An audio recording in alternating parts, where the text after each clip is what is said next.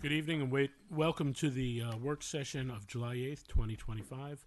We would all rise for the Pledge of Allegiance.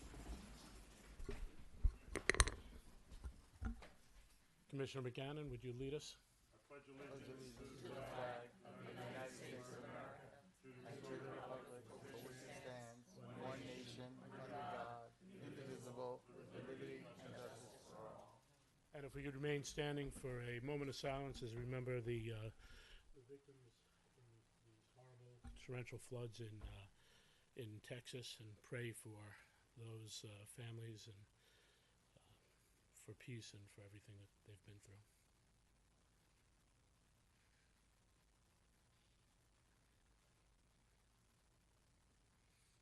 Amen. Thank you.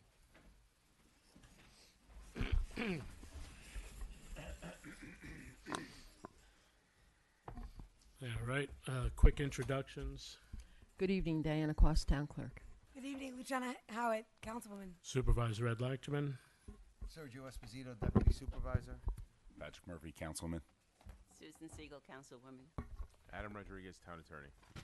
All right, so right into our discussions for today. Yorktown Fire with a presentation.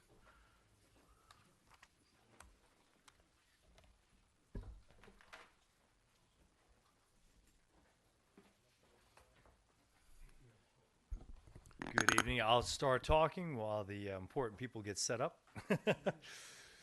So Mark Blanchard here as Land Use Counsel for the Yorktown Heights Fire District.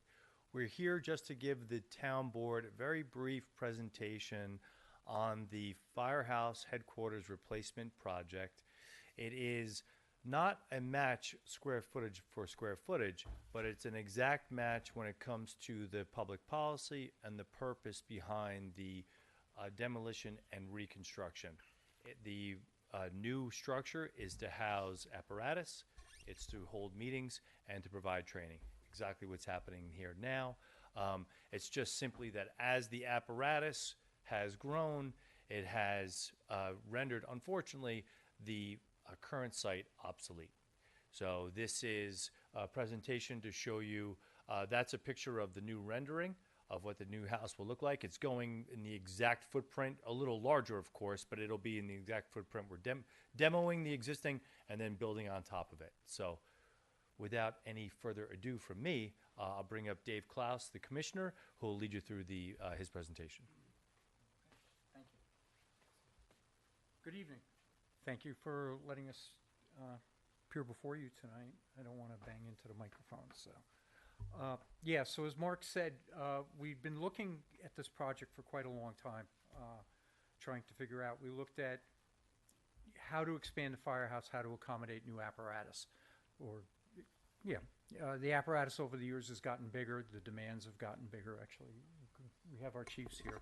They may want to speak to that a little bit. But this is the existing site plan for the property now. The beige area, the larger beige area is the footprint of the proposed firehouse.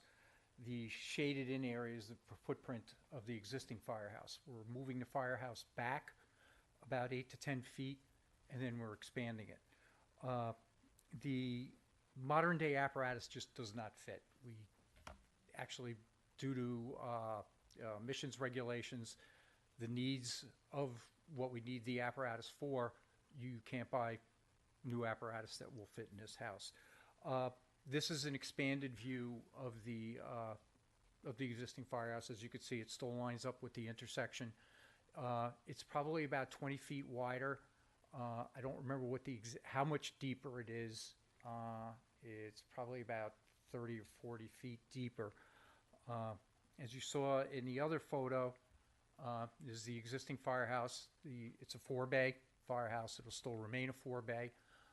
The doors are wider. The current doors are 12 feet wide, I think it is. 12 feet wide, 10 feet high. 10 feet high. The new doors will be 14 by 14. Yeah. Actually, I don't know if you want to speak. No. Okay. Yeah, so this is side view approaching from Commerce Street. This is what the proposed firehouse will look like. We're proposing a 3-story structure at this point. We do need additional space, office space, training space. The way the building is designed, I'm going to go back a little bit. It presents really as a two-story building from the front. The third story is set back, and it's a substantially smaller footprint than the entire building. And again, this is the rear of the building now. We have some apparatus that we're storing outside in the Quonset hut, I guess that's called, if you will. And then this is the proposed portion of the rear of the building. By moving the building back a little bit and then also making it deeper, we gain some storage space in the back because of the way the grades work out. So we actually have we can have 3 garage bays that will open out on grade at that point. So they're large enough where we can store utility vehicles. Some of the older, smaller apparatus can fit in there if we need to move something down there to wait for service or that type of thing. Like But- one of the existing fire trucks, Trucks. fire apparatus? Yeah, like 270, one or two of the others. Basically, the Contin- stuff that's outside will go inside. Will go the inside. smaller vehicles. Yeah. The building, this is what the architect deems as the public entrance to the building. The front and side access is primarily for firefighters. At that point, if the public were to come into the building, it would be through this entrance on the right-hand side. You would enter into a lobby. You would have an option to either go downstairs. There's approximately like a half basement in the building, meaning it's a full basement, but the depth of it's only about half of the building. And down there are the mechanical rooms and everything else. You would come up a flight of stairs or take the elevator then to the apparatus floor, which is the first floor. Second floor is primarily meeting room, ready room, bathrooms, fair amount of bathrooms, an exercise area, the chief's office, secretary treasurer's office, boardroom for the engine company is there, and a few other things. And then the third floor is office space, document storage, additional training areas, that type of thing. We have a website with the project information on there. There's an introduction to the project. There's a short video. There's frequently asked questions on there. And really, for the most part, that's about it from our perspective. So we're going to be having public informational meetings. We're going to be actually scheduling those tonight. We have a meeting to go to when we leave here. Probably one will be in mid-July, and then we'll Where? They'll be posted. post them Where, Be where- at the fire at the station. existing firehouse now.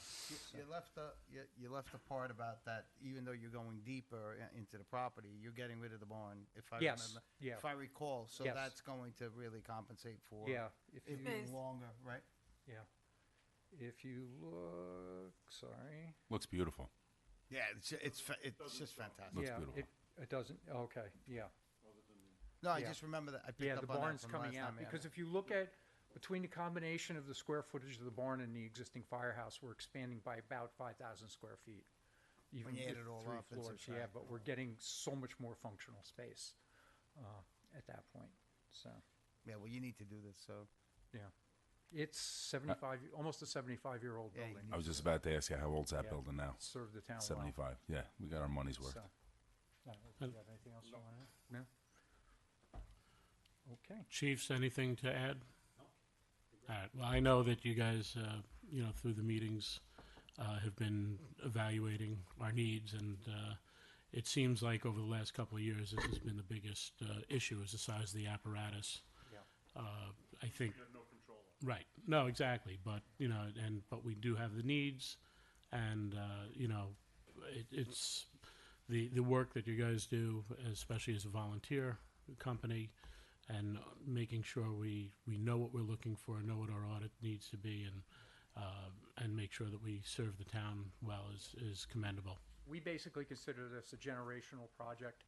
The old building served us well for 75 years, Sure. and we're looking for this building to do the same, and possibly beyond at that point. Yeah, So, but I mean, the existing fire trucks, the way they are now, they barely fit, Yeah. right? You guys back them all the way up Way to up the against to the the rear wall. wall. Yeah. I mean, You'll see. there's nowhere else to go clearance. here. Yeah. Yeah. Better have The good height drivers. is an issue, yeah, exactly. If we hurry up, we hopefully have Mr. Thompson. He would be at the first ribbon cutting and this ribbon cutting. Yeah, Yeah, actually, that that's would right. be nice, but we won't have them drive. No, no. David, just a quick question. Could you please explain to the public the process of how you're going to proceed. You said an informational meeting in July, and then what happens, and at what point will there be a public hearing? Will there be a bond issue? Will there be a referendum? Could you just kind of lay that all out? Okay. Because this is strictly up to the fire district. It's not a town Right. board action. So the process could be a little bit different. Just explain it. The process is a little different only because of who's in charge of it. But essentially, the steps and everything else that's going on is all the same, all governed by statute. So what's very unique in this situation is the district itself is the lead agency. Even though we've appeared in front of your planning board, we appeared in front of your planning board with them being an involved agency under seeker. So we will have, the fire district will be posting, just like you would for this town board meeting or a planning board meeting, we'll be posting, in accordance with New York State law, information about the public information meetings. We're going to have a public hearing as it relates to site plan in August. Bond counsel will then take over. My role reduces, but the statutory requirements stay the same. It's all governed under open meetings law, posting of meetings, advance notice as governed by statute. So just like you would here, everything will be on the website or everything will be given to the town clerk, whatever it might be. Well, that was imprecise. It's all fire district. So they're in control of the information. So it's all fire district, but not the town clerk at all. Sorry. It's Giving you more work to do. It's akin to the process that the school district will follow. Exactly. It's the same exact thing. Same exact animal, different legal name. So we are subject to the statutory requirements of posting. We'll be following those, and it's very transparent public process. Will this be required of a public vote, or is a public vote optional? No, this is not a mandatory referendum. Okay. Yes, it is. Yes, it is. Yes, it is. The bond is, the bond is the secret portion and the land use portion, that type of, is just your normal lead agency. But then the bonding issue, yes, is a vote, yes. Okay. Sorry. Of course it is. So you will be going out for bond, and I know, Marty, you guys have been working with G&G process for the for some of the firefighter grants that are coming up.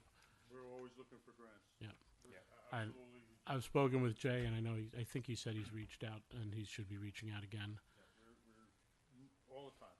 Yeah, I know. Construction grants are very far and few between, so. Yeah. You got to step up to the mic if you're gonna. Well, just saying that the district is always looking for alternative funding, anything to ease the burden on the taxpayer. There's certain grants, whatever it might be, that they're exploring and trying to put that into the financing mix.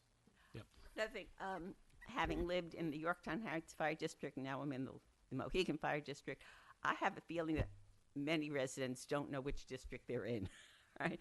So when you do a public notice, it might be helpful if you could somehow do some kind of boundary marker to let people know which district they're in, because it's of interest to them or it's not of interest to them.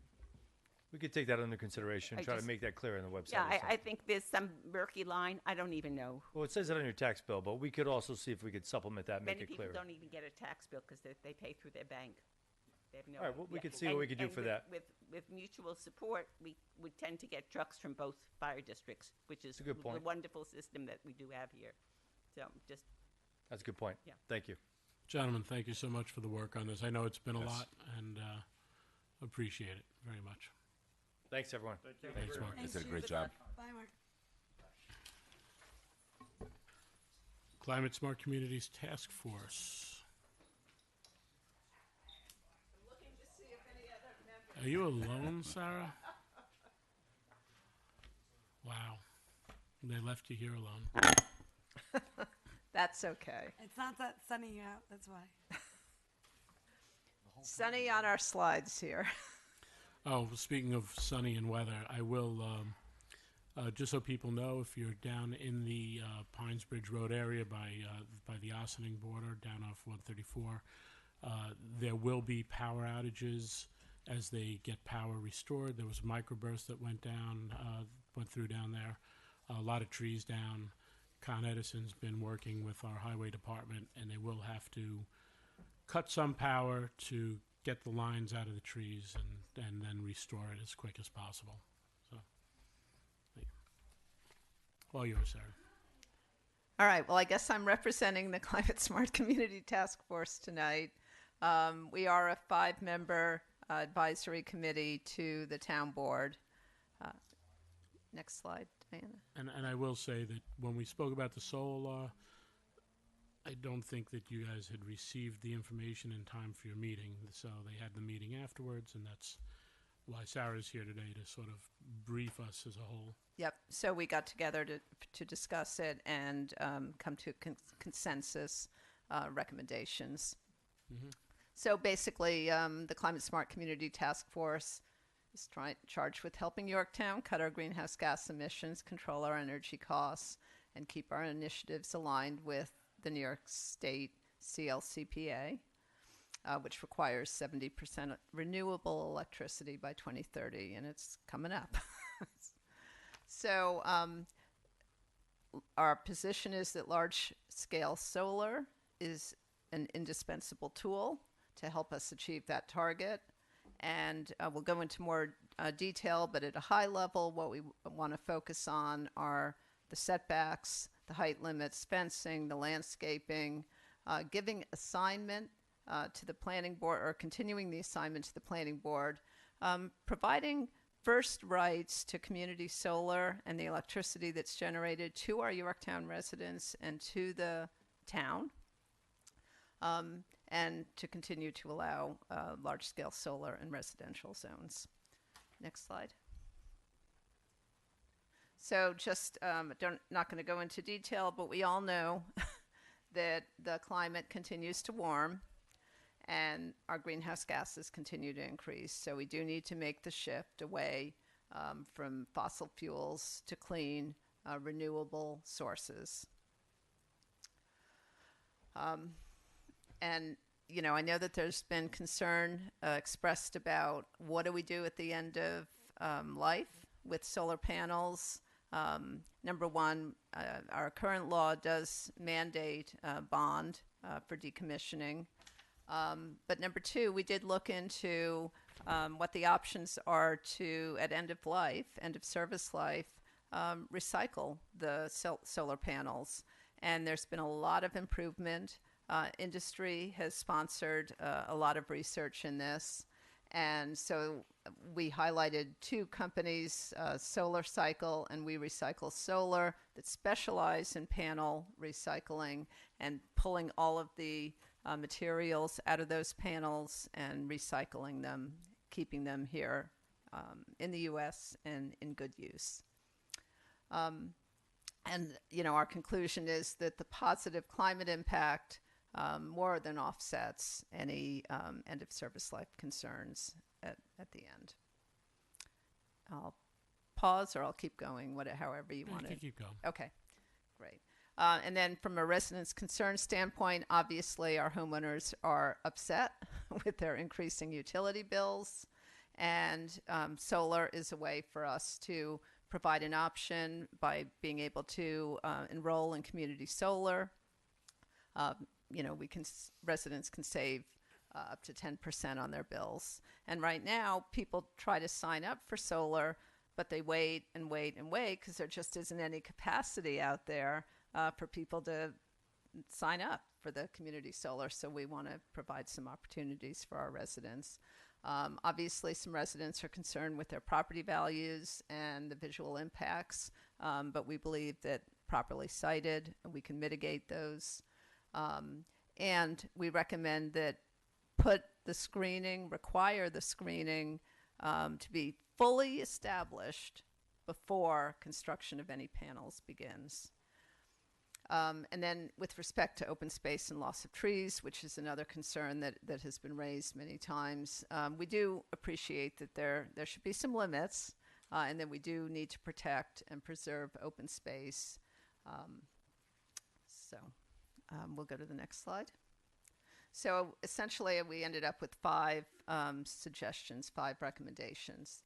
The first one is that 2-step permit, which would put the screening in place before any construction can begin. And that would mitigate the concern about seeing the construction, seeing all these panels, all the steel out there. The screening needs to be in place first.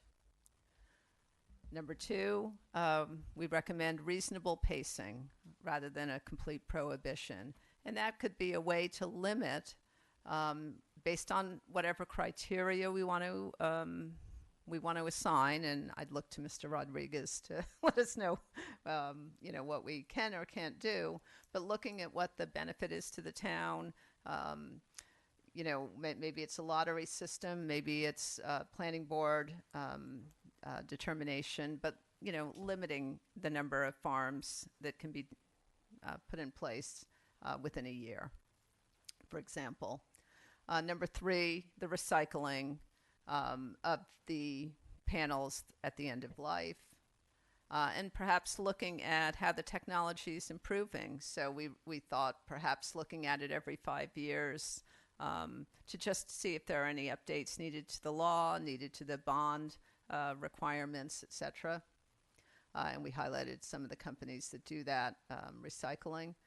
Number 4, the resident first community solar approach, so that any large-scale project that comes into town, there'd be a provision for the residents to have first dibs on getting access to that power that's being generated.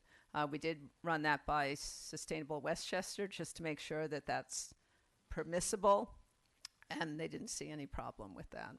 But how do you implement that? So I don't mean to cut you off, but how do you, because I find that's the biggest, how do you implement it? Well, so for example, if it's a community solar installation, you could say that for the first X number of months, you can only open it up to Yorktown residents. And then, based on how much is allotted to the residents, that period of time closes, and then it opens up to the general public. But you'd give that preference first to our residents. All right. I thought Leo said that it could only happen. All right, well, okay, that's a good idea. Again, we ran it by Sustainable Westchester. It makes sense that way. Makes sense.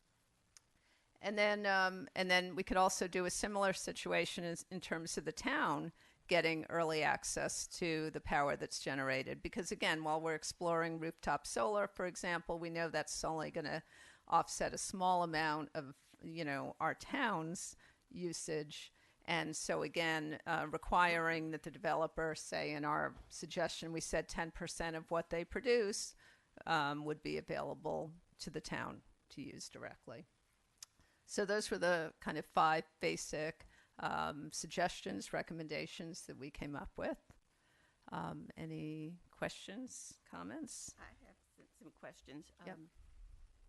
I'm not sure if I heard you accurately when you were talking initially about the 2-step process. Did you say that the screening had to be fully screened? Because that's one of the issues that this town board has been discussing. The difference between fully screened and screening that is reasonable and feasible and practical. And there's a big difference, because I think some people have said you can't possibly have it fully screened. But did I hear you correct that you said fully screened? So what we're saying is that whatever screening is required by the process, that be fully in place. Oh, fully in place, not fully screened. That's correct. what I wanted to clarify. That be fully in place before any construction begins. All right. So does that mean that the trees that are planted for screening would have to be, full size already, or you plant baby trees and you wait for them to grow? I mean, well, one of our members talked about his own experience where, the difference is really money, right? Because it's always money. Yeah, exactly right. Right, it costs a lot less to put a baby tree in and wait the 5 years for it to, get to the height. To the extent that we require it to be a more mature tree, that's going to cost the developer more money. But if that's what we require, then that's the cost of coming into Yorktown. But is that what you mean? That the requirement would be a full size tree or a more mature tree? It would be sufficient to address the concern about panels. About seeing all these panels. Right, we refer to it as the open field of steel. Oh, that's a good one. Right. I mean, like if you look at Foothill, right? they don't have their screening in place, and you see all the frames and you see all the panels, right? So this would require that be put in I place think they first. might be in place now. 'cause Okay, and that I was haven't been there in a while. Well, But that, What that she's was also saying is, if we require it to be a 6-foot tree to start off with, then that would be what the screening was. If we require a 2-foot tree, And you gotta wait. and I tell my kids all the time, you can plant a tree, but it takes 30 years to really get fruit from it. So sometimes those small trees end up dying, and there's a replacement. So we would have to come up with a way to do it. Yep. All right. I was going to ask you about Foothill. I don't know how many people here have seen it, but the entrance into the site is from Foothill. So if you planted your trees there, pre putting up the panels, the trucks couldn't get into the site to do their work to put the panels up. So while two-step process and putting your trees in there, your screening in first sounds good, Susan, how would that work in practice? You can't make it a hard and fast rule. you're not going to because- put trees across the in driveway. your driveway, right? Right. There has to be an access road. You don't plant trees in the middle of an access road, and they all need that from a Maintenance, safety yeah. and maintenance point of view. All right, Would I be have the another perimeter. question. Fire engines. I mean, there's gotta be a way Could to you get it done. elaborate your second point, reasonable pacing?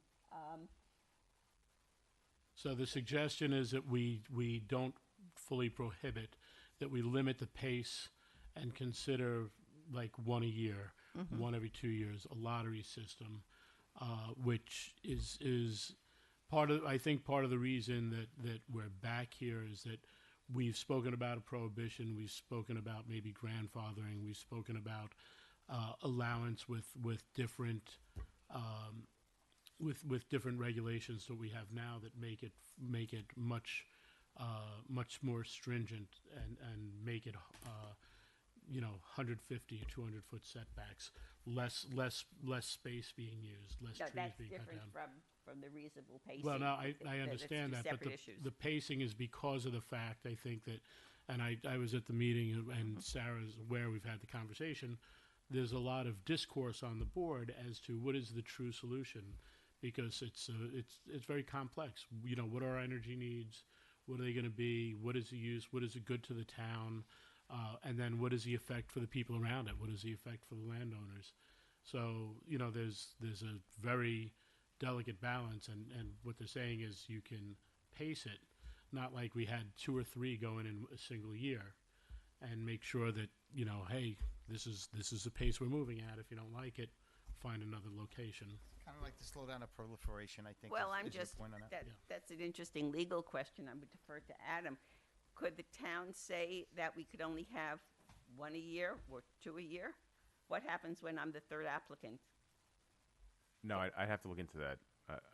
That's the question I had. Then the other question that I have, when you say also calculate based on benefits to the town, could you elaborate on what you would consider benefits from the town other than solar? For I mean- example, the value of 500 trees and cutting. Yeah, down I mean, that 500 would have to be developed. It could be something like, any conservation area is preserved. It could be the amount, the volume, the size of the proposal. I don't know what the criteria would be, other than we're saying that, you should, we can think about establishing criteria that's important to us, and using that as a way to prioritize this proposal over that proposal. Well, could the planning board prioritize? If somebody comes in with an application, how can they prioritize if they meet the basic criteria? And say, I like A as opposed to B, or I like C better than A and B. I Well, don't know again, if the law would allow that. Again, we need legal counsel to weigh in. We And need, to, I- we need to flush the recommendations Yeah. out. Right. Yeah. And I would rather him not pull it out of his pocket today and look this over. The other thing, I'd just like to clarify, because it's interesting, because I just sent somebody an email today who was concerned about, she's NYSEG, and she was concerned about the rates. And I encouraged her to look at community solar, and I sent her the link to the Sustainable Westchester site. I don't look at it on any regular basis to see what is open up, and they have separate pages for Con Ed and for NYSEG. So it could vary, because it could be someplace in Dutchess County, in Ulster County, it could be a community solar and they could sign up. So I just encourage people that they don't have to necessarily wait for a Yorktown project. right. That community solar could happen any place. I'm not even sure if it's just New York State. Is it beyond that? Beyond?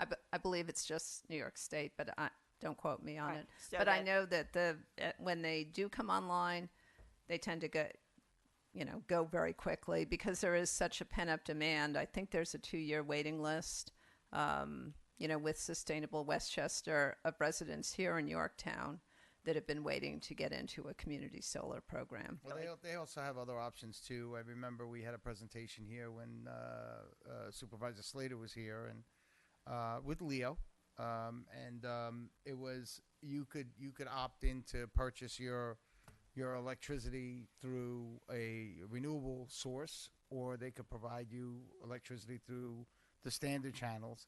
Like the but it would- community choice aggregation program. Yeah, and I thought it was a good idea, and it would lock you in at a certain rate, and so this way it stabilizes. But there were some issues with the opting in. I mean, you would have to opt in the entire town And then you would have to without anybody's permission. Like I'd be opting you in as a councilman. Well, the on default what would be- electricity Yeah. where you would be purchasing electricity. And there was a little bit of an issue with that for a lot of people. So I think that's where that kind of like flickered out, I have another question on community solar. Is that the option to do the project as community solar? Is that up to the developer? Because I think some of them who have come into Yorktown, correct me if I could be wrong, some have said that they're community solar and some have not.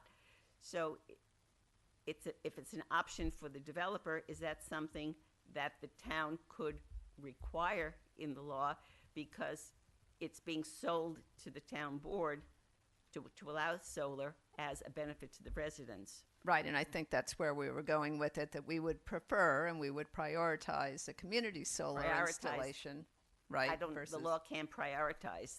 The law either says you must be community solar or not. And from a developer's point of view, I have absolutely no idea what the advantage or disadvantage for a developer is to do community solar. I don't know. I mean, our position is that we need it, we want it to be allowed here in Yorktown, and not, continue with the moratorium. We don't want to, prohibit it. And so, these are ways that we can get back online in terms of allowing some of these projects to move forward. Sarah, this might be a little off topic, but has the Climate Smart Committee, have they looked into nuclear? Because I know that Hochul just approved a nuclear power plant, and she has 3 sites. Don't know, she doesn't have it yet, but apparently nuclear's coming back. And 3 Mile Island out in Pennsylvania, it's another one. It can reopen India Point. Nah, We- I'm just, it might be off topic for tonight. I'm just, like, have you guys looked into it? Is that something you would look into? Because that's going to take some of the burden off the demand for solar. Yeah, we try to focus our Solar. attention in Yorktown, and we don't want any Yeah, yeah. nuclear No, reactors no, in no, we Yorktown. don't want it. We don't want I it. was just putting one together in my basement. Well, the new reactors are cleaner, more efficient. I think Hochul is looking to go for a zero emission Zero from waste. the nuclear reactors. So they're much smaller, and they produce. I think the one that she approved is a gigawatt. Yeah. Sounds like It's a sounds new like technology that is untested gigawatt? Yeah. to now. 2 locations. I saw one, but yeah, I know one was Fort Drum. Well, that was what they were tossing around. But Oswego. anyway, which I'll make a point about later if the discussion will allow it. Sure. Thank you. I really appreciate it. I like the criteria you're setting. I think some of them have a lot of merit. So thank you for looking Thank into you. it for us. Okay. Thank you.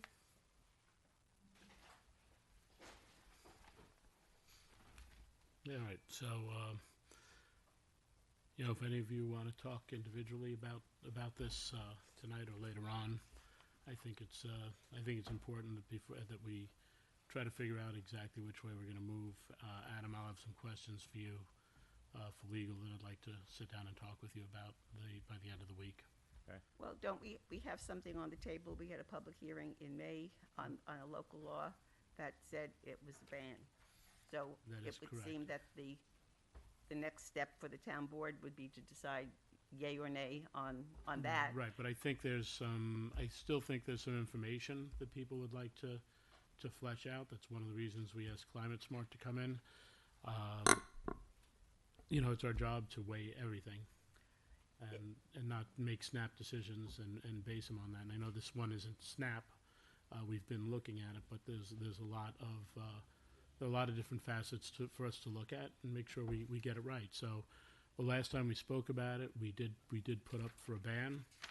It had progressed from setbacks. I know that Deputy Supervisor Esposito was very adamant about, well, I don't really want it, but if I do take it, it's got to have limitations to the effects of things. And, there was enough question out there to say, let's finish getting this, which is why we went through Climate Community. And we are trying to make sure that we really do our due diligence on it. So, yes, you're right. We need to eventually decide whether that's it. Do we want to alter? Do we want to have something where it's grandfathered? Do we want to have some for the projects that have been in the planning?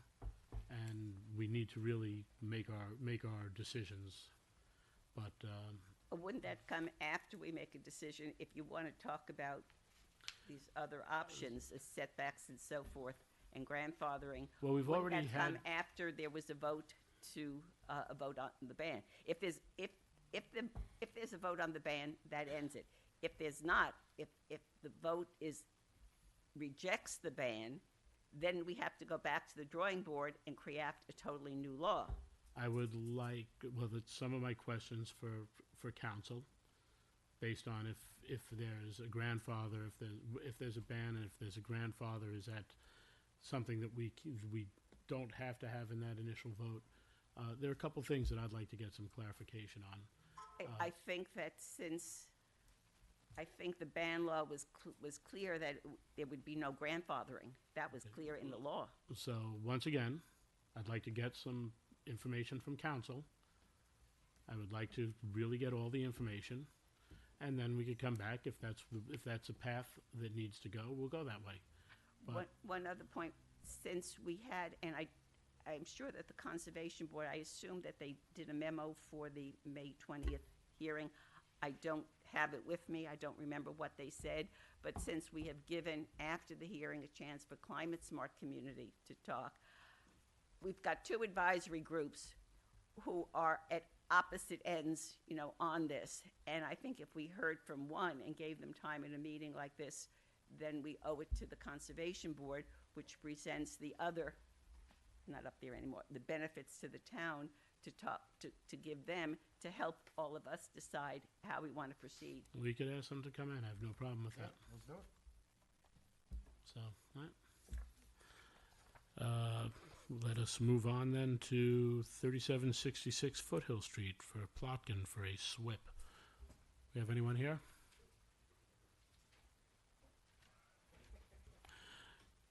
I was going to say, did you change your name, Randy? Yeah, me too. It's all right. Dan, why don't you come up for the applicant? Tell us about the project.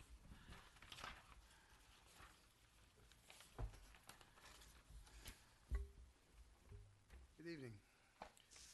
Good evening, Dan. So this application is for a single-family home. It's on a property located on Foothill Street. It only has access from Foothill, even though it's 7.5 acres.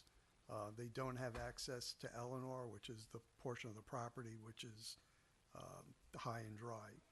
So the majority of, even as large as the lot is, it's in a half-acre zone, but developing it is contingent upon activity in the buffer. It's a New York State wetlands buffer, and as a result of that, that's why it's before this board.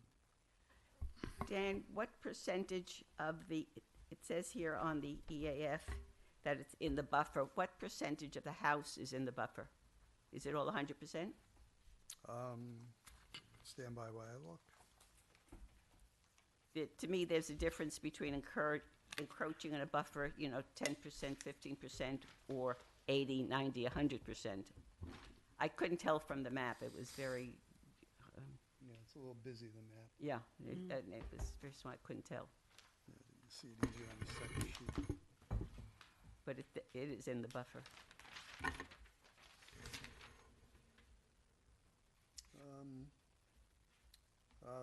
The house is pretty much 100% in the buffer. 100% in the buffer. And to the point that you made at the last meeting, Ed, about the wetlands law, our wetlands law is not prohibitive. It is permissive. And it doesn't say thou shalt not, encroach in a wetland or a buffer. It just says you can under certain circumstances, and usually where there's a benefit, certainly a public benefit. You need a road, you need a utility line, things like that. Here, where it's 100% in the buffer, I think that kind of stretches the intent of the wetlands law. I mean, applicants have the right to propose. They have a right to propose. I just bring that out because I just. The scenario here is one as large as the lot is, and as much of the property is high and dry. Without the wetlands permit, they don't have a project. They can't get some kind of easement from Eleanor, from the property on Eleanor. I don't know if they've pursued that. It's actually fairly slopey up there too, so it's a different set of issues. I mean, at this point, I guess really all I have is it's in the process with the DEC. Their environmental people are reviewing it. On our end, I don't have anything in the. I don't know that the Conservation Board weighed in on it yet. I didn't see anything in my files. I think Mr. Tegeter had something. John, you wanna This is comment? one house, right? Single-family house, yes. Single-family house. How big is it? 9,000, 50,000, No, it's not that 3,000? big. I mean, if I had to guess, it's probably, I think they're proposing like a moderately sized colonial, maybe total, if I had to guess, like 2,500 square foot colonial. It doesn't look very big. So you're waiting to hear back from DEC? Well, usually if we do start a public hearing, we've gotten some feedback from the DEC, and if we haven't gotten feedback, we do make an approval contingent upon their approval, but we're still awaiting, unless the clerk's received anything from our internal boards. I don't have anything in my file. We just received this in, correct? Yeah. So we haven't even referred it out yet. Oh, it hasn't been referred It's out. only been referred to the Well, town that board. would explain it. I was gonna say, I thought it was brand new. Okay. So Dan, what is your feeling on Okay, I was this just checking. application? I just look at it through the prism of, are they handling stormwater, and, is it being developed properly in terms of the wetlands and the mitigation and all that? I leave that to our Conservation Board and the DEC. Can I ask you, is this area sewered? Yes. It's sewered, okay. And there are also some interesting checked off yes on here. Public transportation services available at or near the site. Yes. I don't know what's available, Foothill. And any pedestrian accommodations or bicycle routes available on or near the site. Yes. I just suggest that the applicant maybe kind of revise that. Just Okay. seemed a bit strange. And the other issue, you answered the sewer issue, and what kind of stormwater are they planning? Is that, or is it too premature for you to have looked at that? To be honest with you, we haven't went deep into the stormwater review simply because there's all these other moving parts. All right, well, I suggest, I have no problem referring it out, but I would like to certainly wait to hear from the DEC before we had a public hearing on it, with 100% of the building in the buffer. John, did you have anything you wanted to add? Yeah, a couple things. Thank you. Why don't you come on up?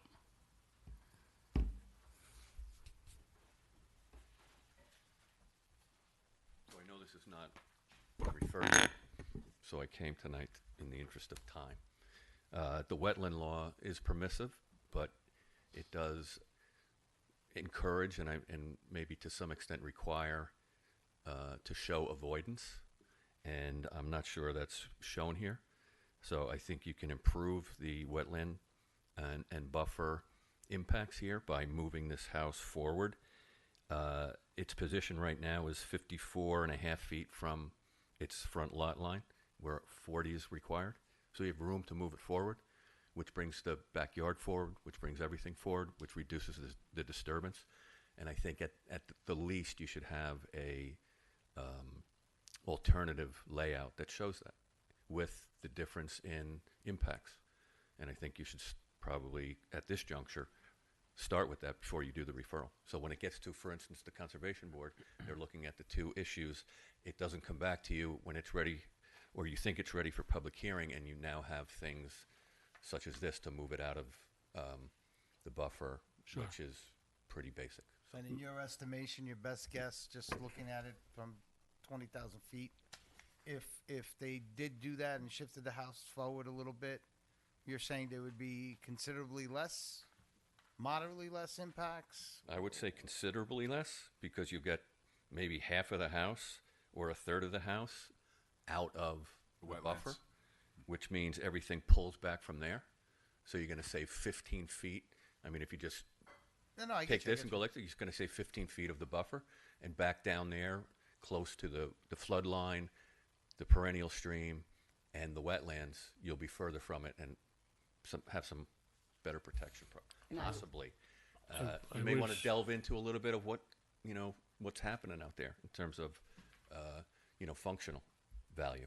I know that there's some nice stuff that the DEC is very protective of downstream a little bit. I don't know if it is up here. I know there's a DEC wetland a little on the north end of this.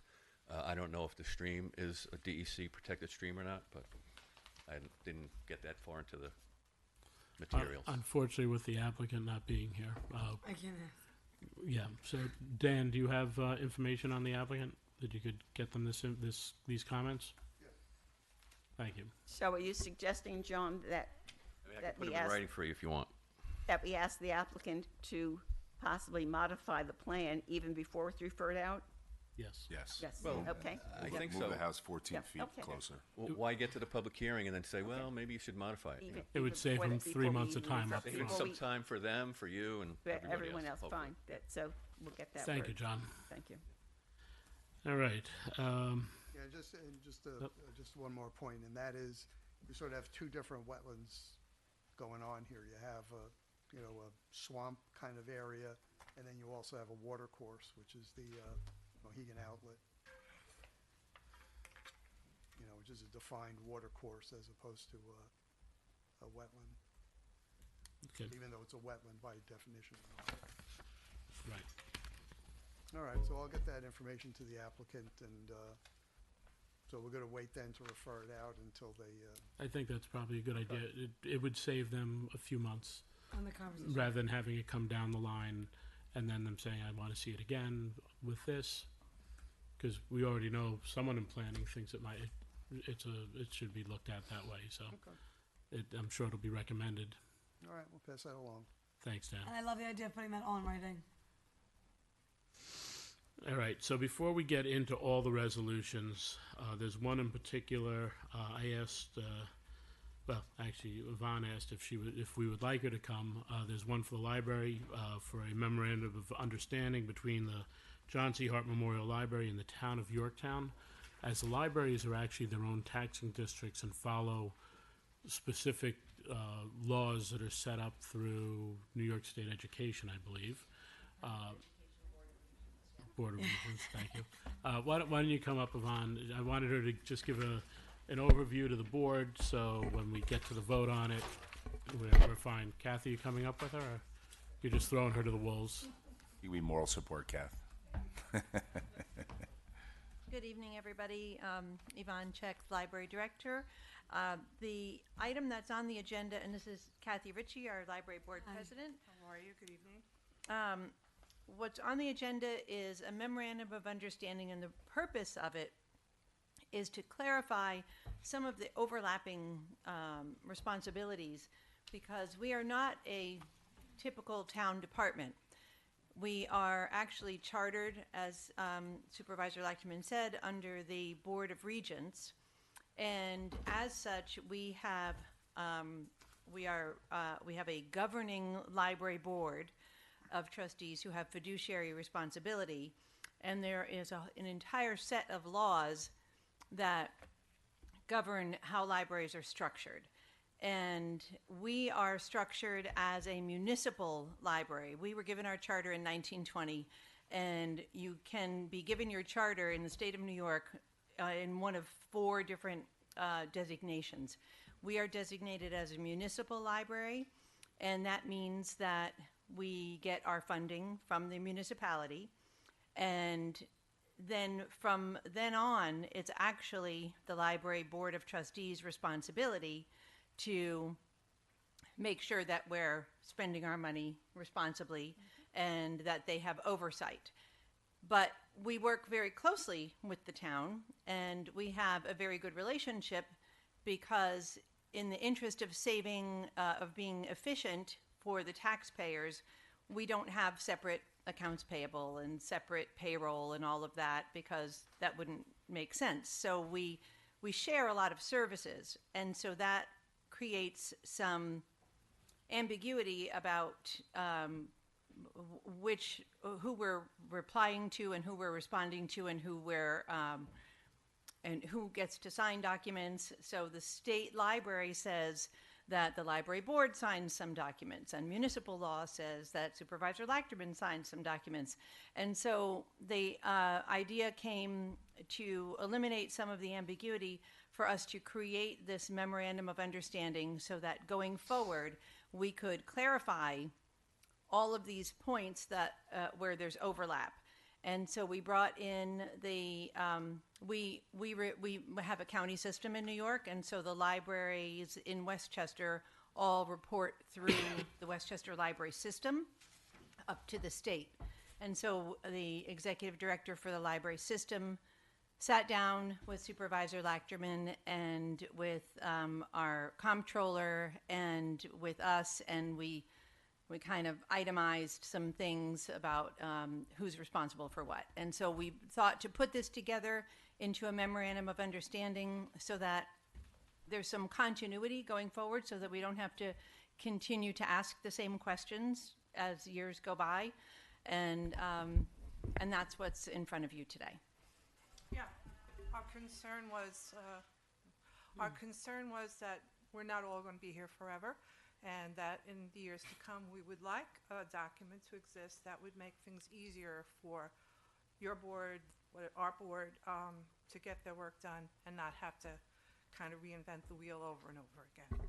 It sounds reasonable. I can understand the conflict between the two laws.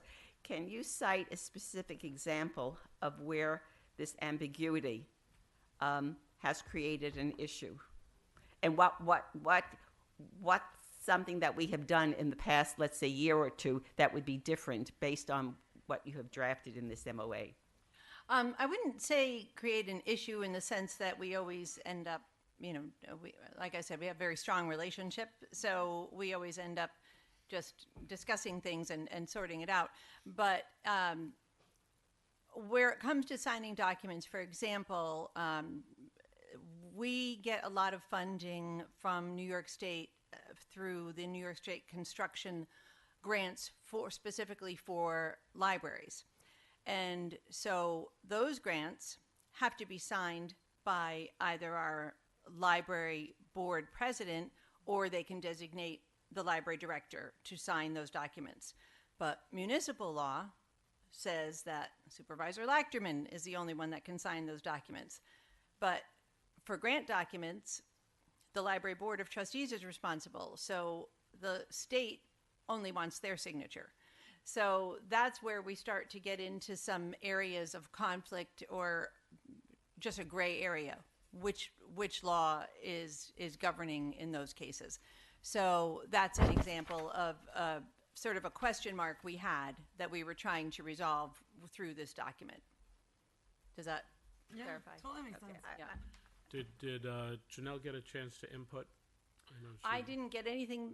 I know she had some yet. comments, so before I sign anything, I want to make sure. Yeah, and that would have to go back to the library board. It's really, the laws already exist. It's just difficult for people to understand which one we should be following in which particular case. And this will help us to memorialize that and have a pathway, as you said. We're not going to be around forever, so when Howard is a town supervisor, he'll be able to track that and make sure that oh wait, what did our forefathers do? But yes, so Do any other municipalities in Westchester that have a municipal library have an MOA like this? Yes, absolutely. And is there any difference between what you're proposing in the Yorktown one, which I'm being asked to vote on something tonight, but I haven't seen? It would have been a courtesy, I think, if I had seen a copy of it, so I know what I'm voting for. And you're here tonight, and I know you want to vote tonight, but well, I we'll just be take my job seriously and would like to see a document that if I'm signing it, voting for an MOA, that I'd like to see Well, it. when you've worked with lots of boards, you're aware that it's who do I take these orders for? How does it go through? And it becomes kind of a match of like who wants the power and who doesn't want the power. I think what this memorandum really is, and you can Google it right now because Mount Pleasant has it and a bunch of people have it, is to say when it's A, the Board of Trustees signs off. When it's B, the municipality does it. That's all I'd like so to if you see. don't know, reference it. That I'm not asking you to vote however you want. I'm just saying that's all it is. I'll make sure that when the changes come in, And I appreciate that you Janelle wanting has, it goes because out to everyone I before struggle I with that sign on it. other boards. And as long as I get a majority of you saying sign it, as is, we're fine. It's the same thing with something else on the agenda. Just, Okay. I think that the town board, if we're being asked to sign something, to authorize you to sign something, that we should at least know what we're voting on. I'm sure I have no issue, but I'd like to know what I'm voting for. We'll make sure you get it, Susan. If you don't want to, if you want me to pull that one No, separate, no, you I'll- can. Okay, But before you sign it, I would like to see it. sure. There were two resolutions that I need to read in. The first, it was brought to, and I thank Senator Harkin's office, it was brought to our attention of NICEAG's public hearing with requesting a 33.5% increase in natural gas delivery rates and a 23.7% increase in the electrical rates. So I'd like to enter a resolution that I'll submit into the system for the public hearings, which are tonight and tomorrow. Whereas NICEAG is requesting a 33.5% increase in natural gas delivery rates and a 23.7% increase in electric rates. And whereas the latest request comes 3 years after the Public Service Commission approved electric delivery rate increases for NICEAG customers of 6.6%, 7.3%, and 8.2% respectively, and 2%, 2%, and 2.1% for natural gas.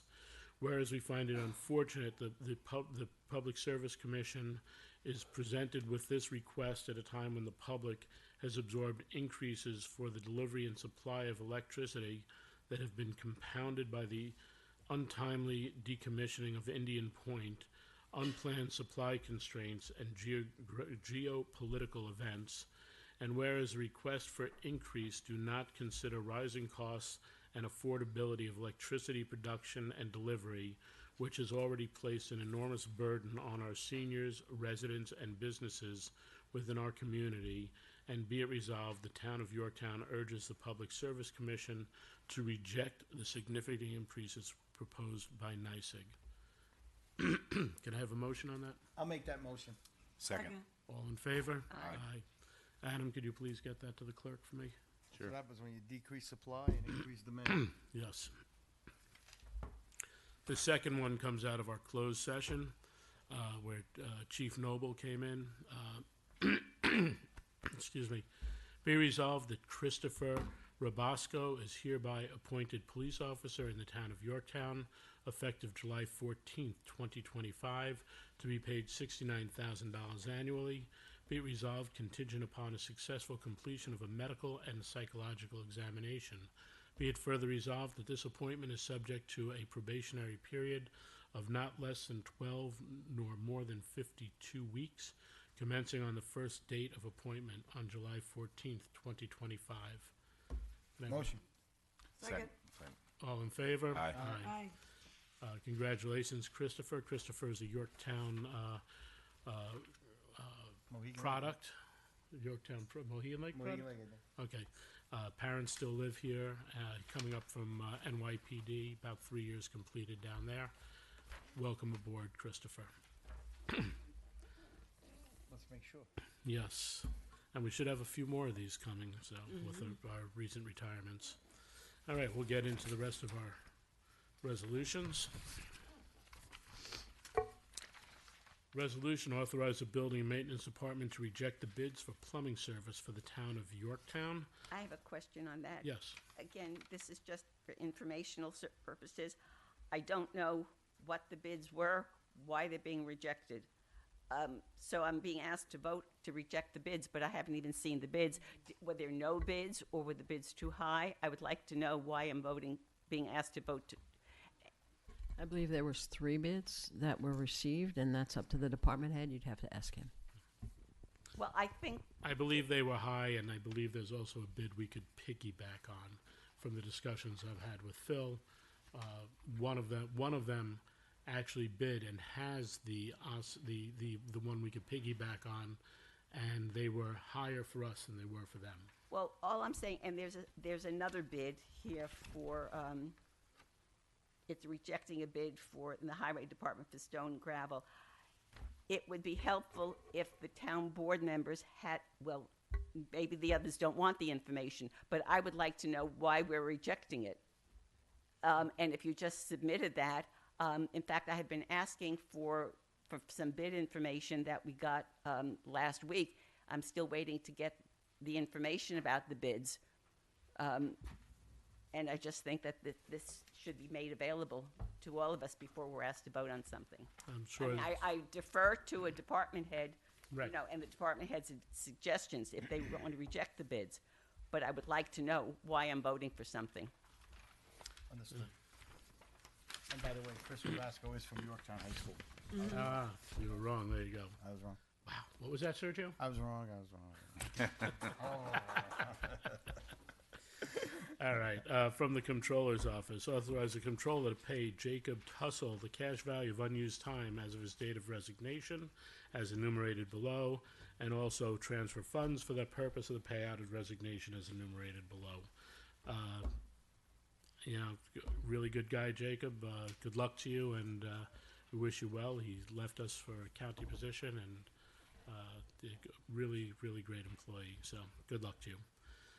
From the John C. Hart Memorial Library, authorize the Comptroller to process the following budget transfer for the library for reimbursable matching New York State Construction Grant 0386-23-0089.